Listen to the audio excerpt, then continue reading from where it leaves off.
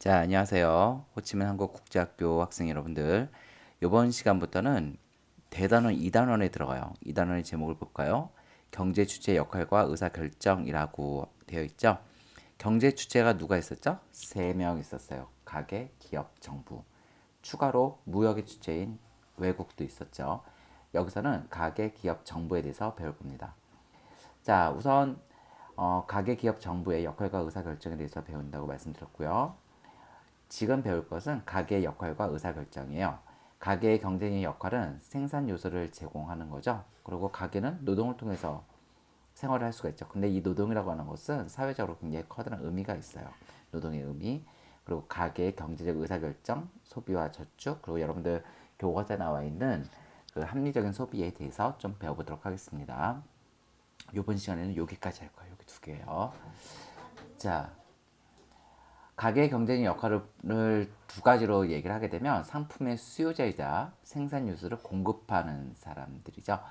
상품을 수요한다는 얘기는 소비의 주체라는 뜻이고요. 소비를 하는 이유는 효용을 얻기 위해서이죠. 다시요.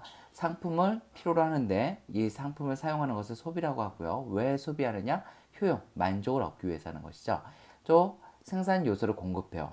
생산 요소 세 가지, 노, 자, 토를 공급하죠. 이 노자토를 공급한 대가로서 기업은 뭘 주죠? 소득을 주죠. 이 소득은 무엇이 되죠? 상품을 살 수 있는 돈이 되겠죠. 그래서 소비 주체가 가능한 거예요. 자, 다시 가게 경제적인 역할은 상품의 수요자이자 생산 요소의 공급자이자 기억하셔야 되고요. 자, 경제순환도 우리 시컨 배웠었습니다. 그쵸? 가게는 먼저 시작은 이제 기업부터 하는 게 좋겠어요. 기업은 가게가 제공하는 생산 요소를 생산 요소 시장에서 사와서 물건을 만들죠. 그리고 재화 서비스를 만들어서 생산물 시장에 팔아요. 그럼 생산물 시장에서 가게는 사오죠. 그 대신 가게는 돈을 지출해요. 그 돈은 가게의 수입이 될 테고요. 가게는 생산 요소를 제공한 대가로서 노자토에 대해서 임의지를 제공하겠죠. 그럼 그것은 가계 소득이 돼요. 이 가계 소득을 뭐 하겠어요? 가계 지출하겠죠. 이렇게 왔다 갔다 하는데 커다란 축을 하고 있는 것이 바로 가계입니다. 자, 생산 요소의 공급자인 가계 다시 한번 생산 요소에 대해서 공부를 해볼까요? 생산 요소는 크게 나누어서 노, 자, 토로 이렇게 나누어 볼 수가 있어요. 그런데 우리는 자연 자원, 토는 이제 자연 자원으로 좀 중요성이 바뀌었다고 얘기했죠. 자, 노동은 육체 노동과 정신 노동을 모두 다 노동이라고 얘기해요. 자본은 물적 생산 요소를 얘기하는데요.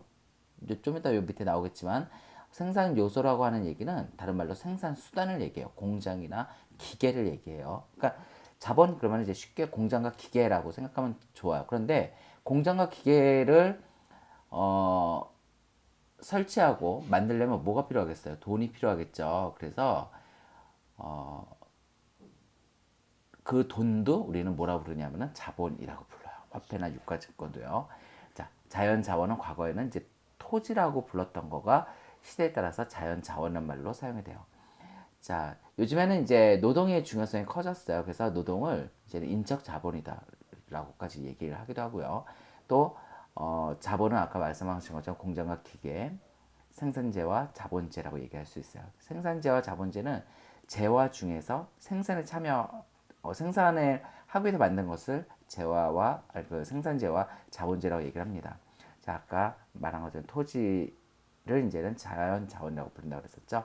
요 그래프 이렇게 한눈에 볼 수 있게 보시면 좋을 것 같아요. 자, 생산 요소는 시대에 따라 중요성이 변화했어요. 농업사회에서는 토지가 제일 중요했었겠죠. 산업사회에서는 자본이요. 그리고 현대사회에서는 노동이 제일 중요합니다. 자, 마찬가지로 이제 노동에서도 지금은 그냥 육체적인 노동보다도 정신적인 고급 노동이 필요하겠죠. 토지를 제공한 대가로서 뭘 준다고 했었죠? 지대. 자본을 제공한 대가로서 이자. 노동을 제공한 대가로서 임금. 이것이 가계의 소득이 되고 가계의 소득은 생산 요소를 제공했기 때문에 받게 되는 것들이죠. 자, 노동의 의미 한번 볼까요? 노동이라고 하는 것은 정신적, 물리적 능력을 생산수단으로 이용해서 소득을 얻는 수단이에요. 다시 말해서 임금 노동자가 제공하는 노동이 노동인 것이죠. 다시요. 소득을 얻기 위해서 내 노동력을 제공하는 거. 이것을 노동이라고 부르는 거예요. 개인적으로서는 소득을 얻을 수 있는 수단이고 사회에서 자신의 존재를 인정받을 수 있는 수단이지만 사회적으로서는 그 노동이 없다 보면 사회는 더 이상 경제 성장을 할 수가 없어요. 그래서 경제 성장을 하는 생산의 기초가 됩니다. 근데 이제 우리나라 문제가 생겼죠. 경제활동 인구가 감소해요. 왜요? 인구가 감소하기 때문에 그렇죠.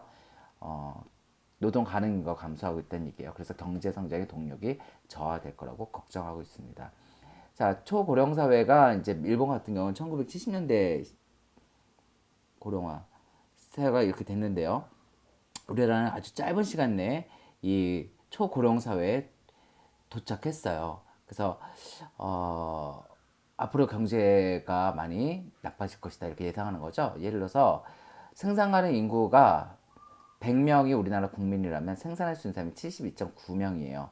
근데 2024년이 가면 68명밖에 안 된대요.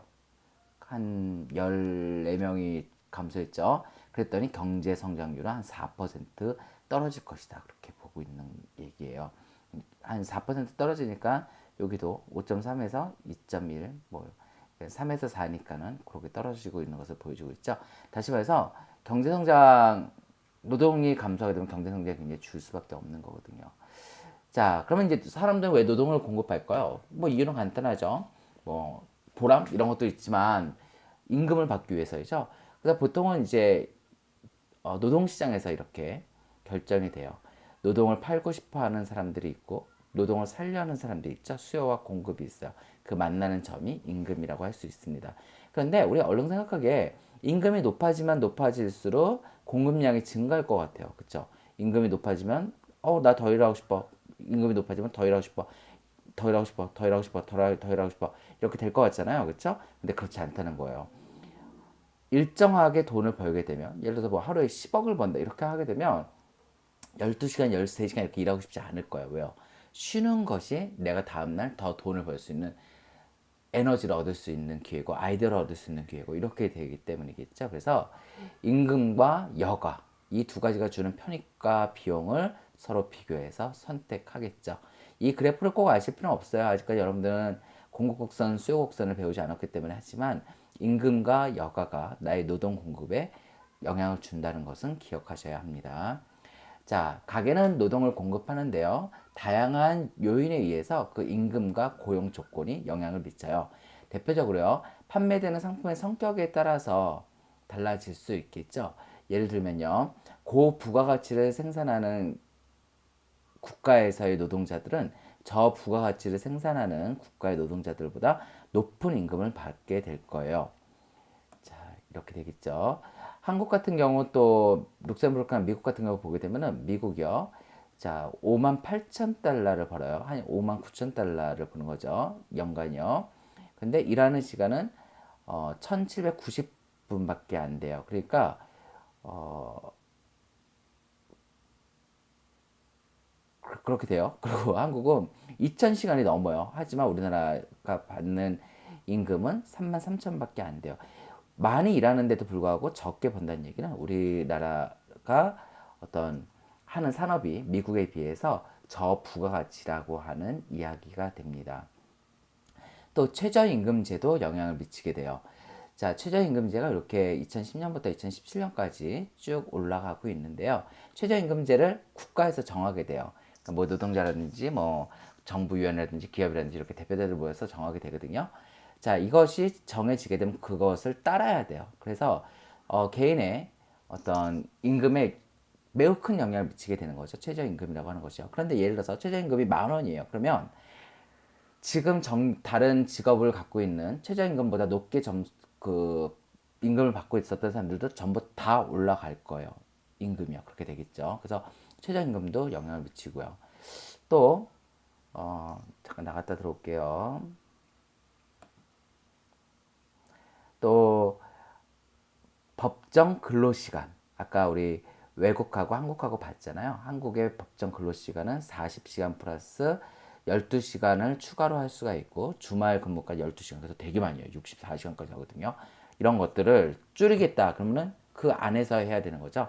또 노동조합을 허용하느냐 마느냐. 그리고 노동조합을 만드는 것을 단체 결산권, 단결권이라고 얘기하고 노동조합이 교섭하는 것을 단체 교섭권이라고 얘기하고 교섭을 유리하기 위해서 그 사업 사용자를 압박하는 것을 단체 행동권이라고 얘기하거든요. 오타났네요. 행동권이라고 얘기하거든요. 이런 것에 따라서 달라져요. 다시 한번 볼게요. 이건 봤고요. 이것도 봤고요. 자, 최저 생계비가 1인 가구, 4인 가구 이렇게 있는데 우리나라에서는 4인 가구가 175만 6,574원이에요. 굉장히 적죠. 그죠? 그래서 이것을 높여주게 된다면 더 많은 임금을 주기가 쉽겠죠. 그죠? 또, 우리나라 보게 되면 OECD에 비해서 월등히 높은 수준의 노동시간을 갖고 있습니다. 그런데 노동시간을 줄이겠다고, 68시간에서 52시간을 줄이겠다고 이렇게 결정을 내리게 되면요. 어떻게 될까요? 많은 사람들의 일자리가 더 늘어나겠죠. 그래서 임금에 대한 공급이 더 늘어나겠죠. 노동에 대한 공급이, 임금에 대한 공급이 아니라 노동에 대한 공급이 더 늘어나겠죠. 자, 마지막으로, 요걸 보게 되면은 노조가 있고 정규직인 사람과 노조가 없고 비정규직인 고용된 사람들이에요. 비정규직이 훨씬 많죠. 그런데 월 평균 임금을 볼까요? 정규직이 훨씬 높아요. 그렇죠? 훨씬 높아요. 그래서 노동조합을 허용한 나라와 허용하지 않는 나라, 노동조합이 있는 기업과 없는 기업 간에 있어서의 차이는 굉장히 크겠죠. 마지막으로 노동삼권까지 잘 보도록 하고요.